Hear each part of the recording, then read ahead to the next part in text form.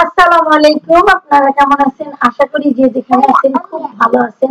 আলহামদুলিল্লাহ, আল্লাহর অশেষ দয়ায় আপনাদের দোয়া ভালোবাসায় আমি আমার পরিবার নিয়ে খুব ভালো আছি।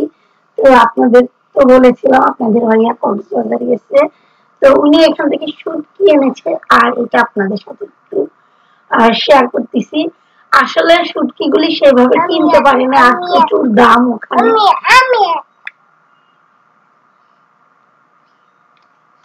আসলে আমার মেয়ে রুকাইয়া কথা বলতেছিল, ওর জন্য আমি সেভাবে কথা বলতে পারতেছি না, কারণ ও আমার কাজে সব সময় আমার সাথে সাথে থাকে।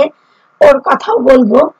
তো শুটকি গুলো আপনাদের ভাইয়া সেভাবে দেখে কিনতে পারি না, প্রচুর দাম আর সময় অনেক কম ছিল। তো এই জন্য দেখে শুনে সেভাবে কিনতে পারে নাই। তো মাশাল্লাহ যেটা কিনেছে আলহামদুলিল্লাহ ভালোই। তো বক্সে যে শুটকিটা ছিল এটা হচ্ছে আপনার ওই যে সামুদ্রিক যে পুঁটি মাছ বলে, তো সামুদ্রিক যে চেপা বলে, তো ওইটাকে মনে হয় চেপা শুটকি বলে, সামুদ্রিক চেপা শুটকি বলে, ওইখানের এটা বলে। কিন্তু আমি এখনো এইদিকে এরকম দেখি নাই। তো যাই হোক, আমার মেয়ে কথা বলতেছে আপনাদের অনেক। তো কথা বলতে বলতে আমি তো আজকে বলিনি আমি আজকে কি রান্না করতেছি। তো আজকে মজাদার হচ্ছে আপনার রুই মাছ দো পেঁয়াজি করবো আর বেগুন ভাজি করব। তো রুকায়া প্রচুর জ্বালায়, অনেক দুষ্টামি করে, কারণ এখন বড় হয়েছে, দুষ্টামি কথা সবকিছুই বেশি বেশি করতে চায়। যেমন সবকিছুতে ওর একটু মানে বেশি বেশি কান্নাকাটি, হুলস্থুল। এখন এই যে আমাকে এখান থেকে নিয়েই যাচ্ছে, তো অনেক কথা বলে, অনেক দুষ্টামি করে। আমি এখন ও যে দুষ্টামি আর কান্নাটা করেছে এগুলি একটু কেটে দিয়েছি, কারণ ও অনেক দুষ্টামি করতেছে রান্নাঘরে এসে। ও আমি রান্নাঘরে থাকলে ওর রান্নাঘরে ওর আসতেই হবে। তো আজকের রান্নাগুলি কিন্তু অনেক ঝটপট ছিল আর খুবই মজা ছিল। আসলে শীতকালে টমেটো যেগুলি টক টমেটো, সেটা দিয়ে যদি মাছ চচ্চড়ি করা যায় কিংবা মাছ দো পেঁয়াজি করা যায় অসম্ভব মজা লাগে। তো আমার মেয়েরা তো খুব পছন্দ করে, আর ওরা কিন্তু সব মাছ খায় না, রুই মাছ খায়। তো রুই মাছটা ভেজে আমি এখানে দো পেঁয়াজি করব, বেশ অনেকগুলি টমেটো দিব, দিয়ে কিন্তু আমি এটা রান্না করব। ঝোল এখানে একদমই রাখবো না। আজকে বেগুন ভাজি আর রুই মাছের টমেটো দিয়ে দো পেঁয়াজি আর মুসুরির ডাল। তো আজকে দুপুরের খাবার আমাদের এটাই ছিল। তো এখানে যেহেতু আমি মাছ রান্না করতেছি, এখানে শুধু আমি রসুন বাটা দিয়েছি, 1 চামচের মতন দিয়েছি, হলুদের গুঁড়ি দিয়েছি আধা চামচ, মরিচের গুঁড়ি দিয়েছি 1 চামচ, আর একটু পেঁয়াজটা বেশি করে একটু দিয়েছি। তো টমেটো গুলি একদমই কিন্তু গলে গেছে, আর লবণটা স্বাদ মতো। তো এখানে খুব ভালো করে আমি কষে একটু পানি দিয়েও কিন্তু টমেটোটা একদমই মানে সিদ্ধ করে নিয়েছি। আর এখন এই যে মাছগুলি দিয়ে একটু পানি দিয়ে দিব, যাতে করে মাছের ফ্লেভারটা আর টমেটোর যে টকটা এটা মাছের ভিতরে ঢুকে যায়, যাতে সবকিছু মিলিয়ে খুব মজা হয়। দিয়ে দিলাম একটু ধনেপাতা, কাঁচামরিচ আগেই দিয়েছি একটু ঝালের জন্য।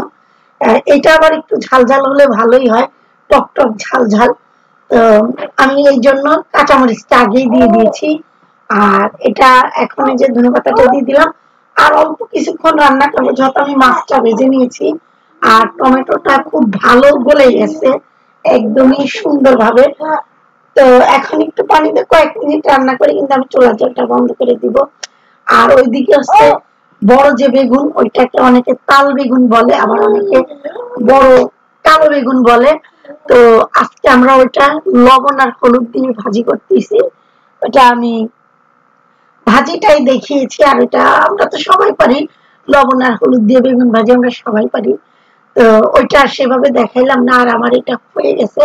আমি কিন্তু বলেছিলাম এখানে কোনো পানি থাকবে না। তো এইভাবে কিন্তু এটা দিয়ে ভাত মেখে নিলে অনেক বেশি মজা লাগে, খুবই ভালো লাগে। তো রুকায়ার জন্য মাছ ভাজি আমি উঠিয়ে রেখেছি, তো ওকে খাওয়াচ্ছে। সুরাইয়া কিন্তু নিজে মাছ বেছে খেতে চায় না, কিন্তু বোনকে ঠিকই মাছ বেছে খাওয়াচ্ছে, এইটাই আর কি। তো মাছ খাচ্ছে আর লাইক দিচ্ছে। সুরাইয়া কিন্তু মাছ বেছে খাওয়ার ভয়ে কিন্তু মাছ খাইতে চায় না, কিন্তু ঠিকই বোনকে খাওয়াচ্ছে, এইটাই আর কি। আসলে বাচ্চারা এমনই হয়, বাচ্চাদেরকে দেখলেই মন চায় আদর করি, এমন একটা ব্যাপার। সুরাইয়া তো প্রচন্ড আদর করে রুকাইয়াকে, সুরাইয়া সানজি ওরা দুই বোনই মাশাআল্লাহ অনেক আদর করে। সেইভাবে আমার রুকাইয়ার কিছুই করা লাগে না, ওরাই করে, গোসল থেকে খাওয়ানো পর্যন্ত ওরাই করে। তো রুকাইয়া আপনাদেরকে টাকা দিচ্ছে, আর ও কিন্তু বেগুন ভাজি দিয়ে ভাত খেতে পছন্দ করে। আমি আরো আগে করেছিলাম একদিন, তো ভাত মেখে দিয়েছিলাম, মাশাআল্লাহ কয়েক লোকমা ভাত খেয়েছে। আমার কাছে মনে হয়েছে খুব পছন্দ করে খাচ্ছে। আর মাছটা ভেজে খাওয়া মানে বেছে খাওয়াই দিচ্ছে সুরাইয়া। এখন চলে আসছি, আমি খাবো। এখন আমার মেয়েকেও খাই দিব, বড় মেয়েকেও খাই দিব। তো আমি খাবো, আমার কাছে খুবই মজা লাগতেছে আজকে এই অসাধারণ খাবারগুলি। সিম্পল হলেও কিন্তু খুবই মজার একটা খাবার। তো এখানে কিন্তু শুকনো মরিচ হলে ভালোই হতো।